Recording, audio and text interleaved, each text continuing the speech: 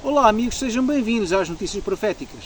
Hoje não vos vou trazer uma notícia de uma agência noticiosa. O que vos quero trazer hoje são notícias atuais, é verdade, mas são notícias bíblicas, são notícias que vêm na Bíblia. E acreditem, são notícias para os nossos dias de hoje, que o Senhor, lá atrás, há 2000 anos atrás, catapultou para os nossos dias. É verdade, venho trazer-vos a parábola das 10 virgens em Mateus 25. É verdade que toda a gente conhece esta parábola. Não é preciso ser analfabeto para não conhecer isto. Toda a gente já ouviu falar na parábola das 10 virgens. Mas deixem-me que o Senhor hoje, não eu, mas o Senhor vos conte isto de uma maneira diferente. Talvez de uma maneira que vocês não estavam à espera de ouvir. Não quero aqui inventar nada, amigos, quero-me apenas basear no que está escrito. Mas por vezes Satanás não nos permite entender com totalidade aquilo que está escrito. E a pouco a verdade é revelada. E o Senhor usa muitas ferramentas. Espero ser uma delas para a edificação também da vossa fé. É isso que eu espero que o Senhor me use para o vosso bem também. Em Mateus 25, logo no verso 1, começa-nos o Senhor Jesus por dizer: e ele compara o reino dos céus a esta parábola. Então ele diz que então o reino dos céus será semelhante a 10 virgens que, pegando as suas lâmpadas, saíram ao encontro do noivo. Vamos analisar isto passo a passo, amigos. É importante que nós entendamos a Bíblia verso a verso, palavra a palavra, porque a Bíblia é um livro com muitos segredos ainda escondidos por revelar. E quanto mais nós descobrimos, mais hipóteses teremos na vitória contra Satanás. Jesus vem dar uma imagem dos últimos dias da história da Terra aos discípulos, através de uma parábola, sempre como Jesus costumava fazer. Então ele diz que o reino dos céus é semelhante a 10 virgens, ou seja, quem são virgens são pessoas que professam seguir a fé. São pessoas que professam crer em Cristo, são pessoas que professam seguir os seus mandamentos. E ela diz que pegaram as suas lâmpadas e saíram ao encontro do noivo. O que é que são as lâmpadas? Porquê é que elas pegaram as lâmpadas? O que é que representa, ou o que é que representa na Bíblia, o que é representado na Bíblia por lâmpadas? Justamente a palavra de Deus, a própria Bíblia, tal como diz em Salmo 119, 105, lâmpada para os meus pés é a tua palavra e luz para o meu caminho. Então diz que estas pessoas que queriam na verdade, que professavam seguir os mandamentos, então elas pegaram nas suas Bíblias e saíram a esperar por Cristo, ao encontro do noivo. Ora, o noivo na Bíblia também é Cristo. Cristo vem ao encontro da sua igreja, ao encontro de um povo, ok? Não propriamente dito de uma instituição, mas a um povo que o espera, que guarda os mandamentos de Deus e tem a fé de Jesus, está em Apocalipse. Então estas pessoas, não é? Estas pessoas que professam crer nos seus mandamentos, esperam a chegada ou o retorno do noivo. E elas estão com a Bíblia na mão. Porém, dentro deste povo, havia 5 virgens insensatas e 5 virgens prudentes, tal como diz os versos 2 e 3. 5 eram insensatas e 5 prudentes. Ora, havia pessoas virgens insensatas e prudentes. Ora, as insensatas não eram hipócritas, não eram aquelas pessoas que fingiam ser cristãs. Todas elas agiam de forma genuína. Porém, havia uma diferença entre elas. De verso 3 diz que as insensatas não pegaram as suas lâmpadas, mas não levaram o azeite consigo. Ao passo que, o verso 4, os prudentes levaram o azeite em suas vasilhas com as suas lâmpadas. Ora, temos aqui um pormenor que as distingue. Todas esperam o noivo, todas professam uma fé, porém, algumas delas não se muniram de azeite para dar, ou para fazer com que estas lâmpadas, com a Bíblia, tivesse luz, lhes desse luz a elas para verem o caminho. E o que é representado como azeite na Bíblia? Bom, o azeite na Bíblia, segundo a visão de Zacarias 4, é representado pelo Espírito Santo. O azeite quer dizer, ou é representado pelo Espírito Santo. O Espírito Santo é representado pelo azeite, melhor dizendo. Mas é verdade que, e mais à frente vamos ver, que elas foram pedir azeite umas às outras. Ora, Jesus não ia contar uma parábola na qual ele dissesse: olha, dá-me do Espírito Santo. Bom, o Espírito Santo é algo que só Deus o pode dar, porque é o seu Espírito, é a sua própria vida, é a sua presença dentro de nós. Portanto, é algo que nós, próprios seres humanos, não podemos dar uns aos outros, por muito que até quiséssemos. Isso é-nos impossível. E o que é que nos diz mais acerca do que é ou do que faz o Espírito Santo então? Tenho aqui um livro à minha frente chamado Parábolas de Jesus. Ele é muito interessante, pois faz uma reflexão exaustiva sobre esta e outras parábolas na Bíblia. Até ele diz o seguinte aqui no parágrafo. Diz que sem o Espírito de Deus, de nada vale o conhecimento da palavra. A teoria da verdade não acompanhada do Espírito Santo não pode vivificar a alma nem santificar o coração. Pode estar-se familiarizado com os mandamentos e promessas da Bíblia, mas se o Espírito de Deus não introduzir a verdade no íntimo, o caráter não será transformado. Ok? Então do que é que resulta termos o Espírito Santo? Resulta termos conhecimento. Ora, aqui nós podemos partilhar conhecimento. Todas elas levavam a Bíblia na mão, porém algumas não se muniram de conhecimento. Não se muniram da presença do Espírito, a qual traz conhecimento. E entretanto, como elas não tinham conhecimento, quando elas repararam que não tinham conhecimento, elas entretanto foram pedir umas às outras. Nós já vamos ver isso mais à frente. Então ela diz que demorou o noivo a chegar e todas elas ficaram com sono e dormiram. É verdade que Cristo, o noivo, já devia ter vindo há muito tempo. Cristo já devia cá estar mesmo já desde o século XIX. Estava planeado que Jesus viesse nessa altura. Mas, infelizmente, por causa da ausência do Espírito Santo no coração de algumas pessoas, não é? Ou do coração destes professos seguidores de Cristo, Jesus não veio. Teve que adiar o seu plano. E, entretanto, estas virgens, todos estes cristãos que estavam à espera de Cristo, todas estas gerações que se seguiram, adormeceram. Ficaram mornos, como a igreja de Laodiceia, ficaram mornos, ficaram apáticos. Todos eles, sejam as prudentes ou sejam as insensatas, todos aqui temos tudo isto em comum. Adormeceram, relaxaram. Até aqui tudo bem, compreende-se, é o ser humano. Porém, à meia-noite, diz no verso 6, ouviu-se um grito. Este grito dizia, aí vem o noivo, saiu ao seu encontro. Ora, na concepção judaica, a meia-noite simboliza a hora de mais trevas, a hora mais tenebrosa. E justamente à meia-noite é que houve um anúncio da vinda de Cristo, um anúncio da iminente vinda de Cristo. E foi aí que estas virgens despertaram. Ora, diz também que a vinda do esposo foi à meia-noite a hora mais tenebrosa, na concepção judaica. Apontando para este tempo, declaram as Escrituras que Satanás trabalhará com todo o poder e sinais de prodígios e de mentira. A sua obra é revelada claramente pelas trevas que se adensam rapidamente pela multidão de erros, heresias e enganos destes últimos dias. Satanás não só leva cativo o mundo, porém as suas ilusões infectam até as professas igrejas de Nosso Senhor Jesus Cristo. E a grande apostasia, diga-se a Ômega, se desenvolverá em trevas tão densas como as da meia-noite e impenetráveis como o breu. Então o que é que significa a meia-noite, meus queridos? Significa justamente a hora de maior escuridão. Lembrem-se que nós estamos a falar no meio daqueles que esperam Cristo. Porque se nós formos então transpor esta escuridão para o mundo lá fora, então ela ainda será mais negra. Mas esta parábola centra-se naqueles que esperam Cristo. O mundo lá fora não espera Cristo. Embora muitos lá fora se irão salvar, é um facto, mas eles não esperam Cristo como este grupo espera. Portanto, esta hora tenebrosa verifica-se na vida daqueles que estão esperando Cristo, na vida destas 10 virgens. Diz que a obra de Satanás, neste tempo escuro, é revelada por uma multidão de erros que ele próprio colocou no meio destas pessoas. Erros, heresias e enganos nestes últimos dias.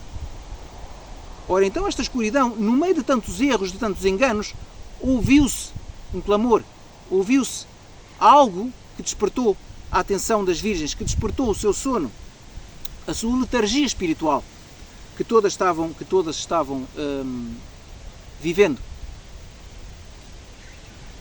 Ora, então todas as virgens se levantaram e prepararam as suas lâmpadas. Então elas lembraram-se que tinham que pegar as suas Bíblias e se preparar com um devido conhecimento para aquilo que estava por vir.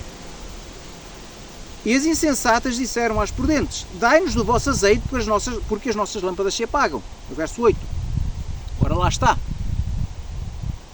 Se o Espírito não desse o conhecimento, se a palavra-chave aqui não fosse conhecimento, era impossível das virgens loucas pedirem às virgens sensatas, não é? Às virgens prudentes, de azeite. Não posso pedir o Espírito Santo a outra pessoa, mas posso pedir conhecimento, tal como nós lemos aqui atrás. Então eles pediram conhecimento, que as outras virgens, apesar de estarem adormecidas e letárgicas, elas nesse tempo adquiriram o conhecimento vindo do Espírito Santo de Deus. Adquiriram esse conhecimento, estudaram esta palavra, e o Espírito trouxe-lhes esse conhecimento dos segredos das Sagradas Escrituras. Ora, as virgens insensatas talvez tivessem passado o seu tempo trabalhando demasiado, talvez tivessem passado o seu tempo divertindo-se demasiado, talvez tivessem passado o seu tempo na igreja apenas dormindo durante o culto, ou pura e simplesmente entregando a sua fé aos sacerdotes. Talvez as virgens imprudentes fizeram estas coisas durante o sono. E quando chegou este anúncio da vinda do noivo, elas acordaram e perceberam que todo esse tempo foi perdido. Então dirigiram-se àquelas que sabiam alguma coisa, que tinham conhecimento, e disseram: dai-nos do conhecimento que vocês têm. Há coisas que nós ainda não percebemos. E eu sei que vocês já entendem. Então ajudem-nos, por favor. E os prudentes responderam: não seja o caso que nos falta a nós e a vós, e dantes aos que o vendem e comprai-o. Bom, amigos, quem é que vende conhecimento? As virgens imprudentes foram às virgens prudentes e disseram: dai-nos do vosso conhecimento. Mas as virgens prudentes responderam: bom, vocês tiveram tempo para estudar, vocês tiveram tempo para analisar, tiveram tempo para orar, tiveram tempo para receber o Espírito Santo e vocês não quiseram. Como é que vocês vêm agora a nós suprir essa falta? Nós não podemos dar-vos essa falta, vocês tiveram tempo para isso. Olhem, sabem onde é que vocês devem ir? Vão comprar conhecimento àqueles que o vendem. Vão falar com os pastores e com os padres, vão lá e vão comprar deles conhecimento. Porque sim, os sacerdotes é que vendem conhecimento. São pagos para dar-nos conhecimento. E então eles vendem conhecimento. E estas virgens prudentes, que tinham agora tempo, tiveram esse tempo para estudar e estudaram e adquiriram o conhecimento necessário para esperar o noivo e para o receber, agora vão dizer às virgens loucas: vão vocês aos sacerdotes e vão buscar deles esse conhecimento. E elas foram comprá-lo, verso 10. E tendo ido elas comprá-lo, chegou o noivo. As virgens que estavam preparadas entraram com ele para o banquete do casamento e a porta fechou-se. Verso 10. Bom, qual foi aqui o problema, amigos? É que neste meio tempo em que as virgens insensatas, loucas, foram aos pastores e padres para pedir conhecimento, foram a eles porque durante tanto tempo trabalharam demais, divertiram-se demais, entregaram a sua fé a estes sacerdotes que nada lhe faziam nem nada lhes diziam, que não lhes transmitiram conhecimento. Agora eles vão a eles e rogam-lhes, quase que os agarram pedindo esse conhecimento. E de facto eles vão-lhe dar. Eles vão-lhe dizer a verdade dos factos. E qual é a verdade dos factos, amigos? Deixem voltar aqui a um dos textos que diz o seguinte: a escuridão do falso conceito acerca de Deus é que está envolvendo o mundo. A escuridão do falso conceito acerca de Deus é que está envolvendo o mundo. Amigos, qual é o falso conceito acerca de Deus? Porque falamos em escuridão, falamos em falta de conhecimento. E o que este livro nos diz é que essa falta de conhecimento tem a ver com a falta de conhecimento acerca do próprio Deus. Todas estas virgens adoravam a um Deus, ou pelo menos as virgens insensatas ou loucas, adoravam um Deus que não conheciam. E porquê é que elas não conheciam? Porque os sacerdotes continuamente lhes diziam que o verdadeiro Deus que está na Bíblia, o único e verdadeiro Deus, afinal, não era um único e verdadeiro Deus. Afinal era um em três ou três em um. Ou era um Deus que eram três deuses, ou eram três deuses distintos. Mas nunca um verdadeiro Deus, tal como nos diz a Bíblia. Porque a Bíblia diz, em João e em muitas outras passagens, diz que existe um único e verdadeiro Deus e a seu Filho, Jesus Cristo. Ponto final. O conhecimento do verdadeiro Deus centra-se neste aspecto.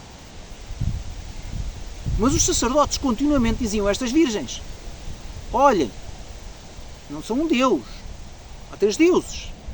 Ou há um Deus vezes 3, ou 3 vezes 1, qualquer coisa.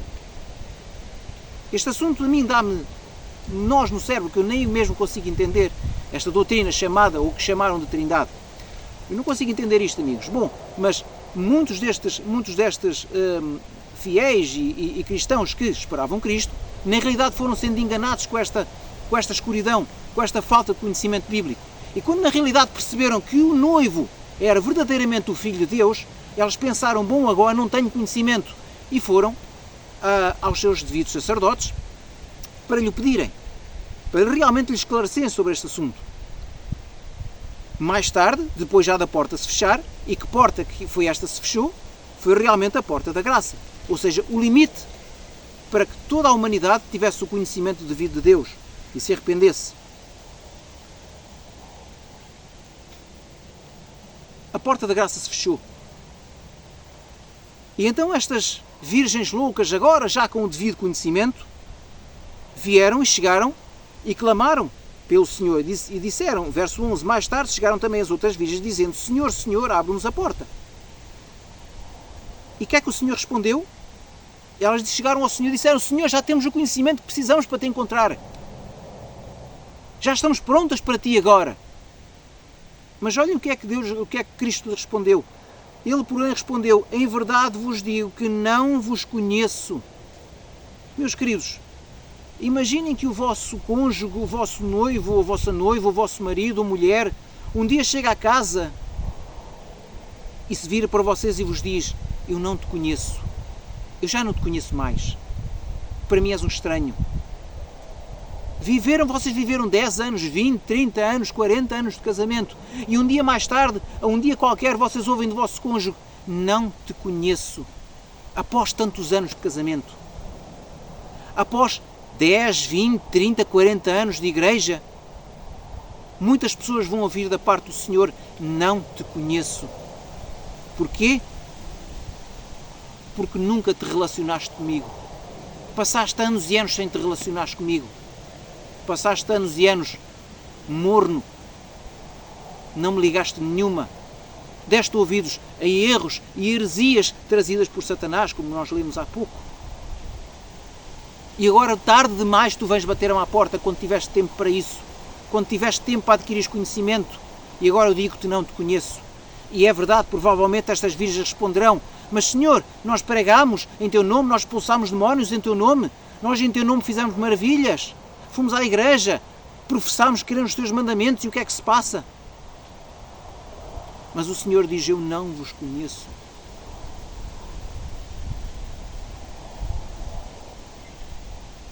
E este é o resto da história, amigos. É verdade que Jesus no verso 13 vem dizer: portanto vigiai, porque não sabeis o dia e a hora que há de vir o Filho do Homem. Em última análise, nós não vamos saber o tempo ou até quando nós vivemos. Podemos morrer entretanto. Ou pura e simplesmente Jesus poderá vir e virá como um ladrão da noite, à hora que menos se espera, tal como um ladrão da noite, a estas pessoas que se deixaram seduzir por enganos, erros e heresias.